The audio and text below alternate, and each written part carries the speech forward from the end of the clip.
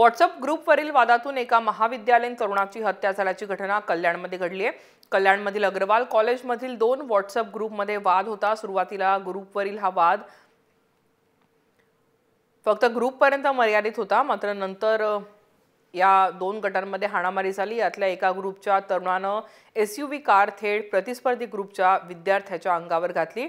यात विनय विश्वकर्मा या तरुणाचा मृत्यू झाला, तर नितीन गोंधळी, रोशन गोंधळी, मुकुंद बांबळे हे विद्यार्थी गंभीररित्या जखमी झालेत।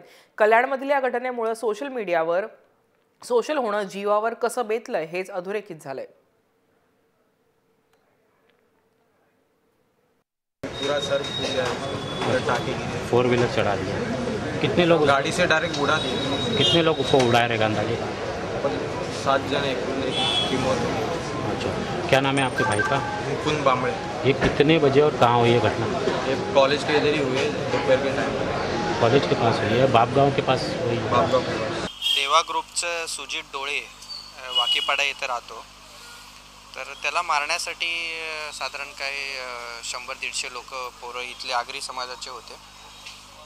त्यांचे वेगळ्या इकडचा गोंधळी जे त्यांचा ग्रुप होता, तर त्यांच्यामध्ये काहीतरी 2 दिवसापूर्वी काहीतरी मेसेजेसच्या थ्रू काहीतरी एकमेकांमध्ये शिवीगाळ झालेली होती।